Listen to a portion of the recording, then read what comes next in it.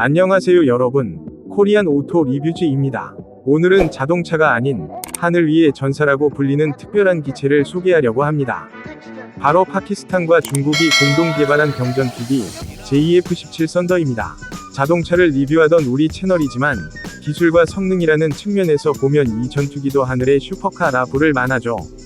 JF-17은 파키스탄 공군의 자부심으로 알려져 있습니다. 이 프로젝트는 1990년대 후반 중국의 척용공사와 파키스탄 항공단이 함께 시작했습니다. 목표는 단순했습니다. 값비싼 서방의 전투기 대신 유지비가 낮고 운용이 쉬운 현대적 전투기를 만드는 것이었죠. 그리고 그 결과물이 바로 이 JF-17입니다. 처음 외형을 보면 전통적인 전투기 실루엣 속에서도 독특한 균형감이 느껴집니다. 날렵한 기수, 얇은 주입, 그리고 매끄럽게 이어지는 동체 라인은 공기저항을 최소화하며 속도와 민첩성을 높입니다. 눈에 띄는 점은 그 크기입니다. F-16보다 작지만 그만큼 가볍고 기동성이 뛰어나죠. 엔진은 러시아제 RD93 터보팬을 사용합니다. 이 엔진은 약 84.4kN 위 추력을 내며 최고 속도는 마하 1.6, 즉 시속 1960km 정도입니다. 순항 성능은 물론 단거리 이륙 능력도 매우 뛰어납니다. 특히 고온 환경에서도 안정적으로 작동하도록 설계되어 있어 사막 지형이 많은 파키스탄에서는 큰 장점으로 작용합니다. 무장 시스템으로 들어가 보면 이 전투기의 진짜 매력이 드러납니다. 기체에는 총 7개의 하드포인트가 있어 미사일, 폭탄, 연료 탱크 등 다양한 무장을 장착할 수 있습니다. 중국제 PL-52, PL9 단거리 공대공 미사일부터 중거리용 SD-10 미사일까지 탑재 가능합니다. 또한 정밀유도 폭탄이나 대함 미사일도 운용이 가능하죠. 이 말은 곧 JF-17이 단순히 방어용 전투기가 아니라 다목적 공격기로 설계되었다는 뜻입니다. 적 전투기를 요격할 수도 있고 지상 표적을 공격할 수도 있습니다. 즉, 공중전과 지상전 모두 수행할 수 있는 올인원 전투기라 할 수 있죠. 조종석으로 들어가 보면 디지털 계기판이 눈에 띕니다. 초기형인 블락 1 모델은 비교적 단순한 디지털 디스플레이를 사용했지만 최신형인 블락 3에서는 완전히 현대적인 글래스 콕핏으로 업그레이드 되었습니다. 헬멧 마운트 디스플레이와 AESA 레이더까지 탑재되어 조종사는 전투 상황을 실시간으로 인식할 수 있습니다. 이 AESA 레이더는 KLJ-7A로 탐지 거리와 추적 능력이 대폭 향상되었습니다. 최대 15개 표적을 동시에 추적하고 그중 4개를 한 번에 공격할 수 있죠. 이런 기술적 진보 덕분에 JF-17 블락 3는 4.5 세대 전투기급으로 평가받고 있습니다. 이제 가격 이야기로 넘어가 봅시다. 사실 JF-17위 가장 강력한 무기는 가성비입니다. 최신형 F-16위 한 대 가격이 7천만 달러를 넘는 반면 JF-17위 단가, 기본형은 약 2,500만 달러 수준에 불과합니다.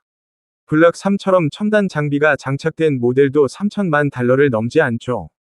운용 비용 또한 놀랍도록 저렴합니다. 시간당 비행 비용은 약 12,000달러로 F-16위 절반 이하입니다. 이 때문에 파키스탄뿐 아니라 나이지리아, 미얀마 등 여러 개발도상국 공군에서도 적극적으로 도입하고 있습니다. 성능 면에서만 보자면 JF-17은 F-16이나 그리펜보다 약간 낮은 수준입니다. 하지만 비용 대비 효율로 본다면 상황은 달라집니다. 정비가 간단하고 연료 효율이 높으며 인프라 요구가 적기 때문에 실전 투입률이 높습니다. 전장에서 중요한 건 항상 떠 있을 수 있느냐인데 JF-17은 바로 그 점에서 높은 점수를 받습니다. 파키스탄 공군은 이미 150대 이상의 JF-17을 운용 중이며 최신 블락 3 모델은 향상된 스텔스 기능과 전자전 능력을 자랑합니다. 기체 외피의 레이더 반사 면적을 줄이는 코팅이 적용되었고 내부 항전 시스템은 중국의 최신 소프트웨어 기술로 통합되어 있습니다. 특히 블락 3에서는 헬멧 장착 디스플레이 시스템이 도입되어 조종사가 시선만으로 미사일을 조준할 수 있습니다. 이는 F-35처럼 최첨단 전투기에서나 볼 수 있는 기술로 조종사의 반응 속도를 극대화합니다. 비행 제어 시스템도 디지털 플라이바이와이어로 개선되어 이전 세대보다 훨씬 부드럽고 안정적인 조종이 가능합니다. 고속 기동 시에도 진동이 적고 회전 반경이 짧아 근접 공중전에서 우위를 점할 수 있죠. JF-17위 또 다른 장점은 높은 커스터마이징 능력입니다. 고객 국가의 요청에 따라 항전 시스템, 무장, 통신 장비 등을 유연하게 변경할 수 있습니다. 예를 들어 나이지리아 공군용은 특정 서방제 항법 시스템을 통합했고, 미얀마형은 해상 타격 능력을 강화했습니다. 이렇게 모듈식 설계 덕분에 각국이 자국의 작전 환경에 맞게 조정할 수 있다는 점은 매우 큰 매력입니다. 이는 전투기를 단순한 무기에서 전략적 플랫폼으로 발전시키는 중요한 요소이기도 합니다. 이제 실제 전투 기록으로 넘어가 봅시다. JF-17은 파키스탄 공군의 주력기로 인도 공군과의 국경 긴장 상황에서 다수의 실전 임무를 수행했습니다. 2019년 카슈미르 지역 충돌 당시에도 이 기체가 출격했으며 몇몇 공중교전 상황에서 성능이 입증되었다고 평가됩니다. 그러나 완벽하다고 할 수는 없습니다. 일부 분석가들은 RD-93 엔진의 신뢰성 문제와 고고도 성능 저하를 지적합니다.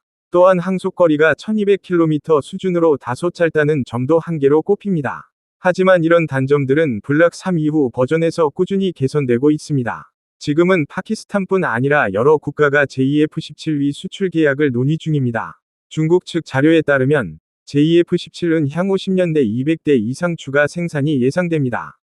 이 말은 글로벌 경전투기 시장에서 이 기체의 존재감이 더욱 커질 것이라는 의미입니다. 결국 JF-17은 모든 것을 완벽하게 하는 전투기는 아닙니다. 하지만 가장 실용적이고 현명한 선택임은 분명합니다. 제한된 예산으로 현대적 전투력을 확보하고자 하는 국가에게 JF-17은 이상적인 해답입니다. 오늘의 리뷰를 마무리하면서 이렇게 말하고 싶습니다. 자동차든 비행기든 진정한 기술의 가치는 균형에 있습니다. 속도, 효율, 유지비, 접근성, 이 모든 걸 균형 있게 잡은 기체가 바로 JF-17 썬더입니다. 여러분, 시청해 주셔서 감사합니다. 다음 영상에서는 또 다른 혁신적인 항공기 리뷰로 찾아뵙겠습니다. 지금까지 코리안 오토 리뷰즈였습니다. 감사합니다.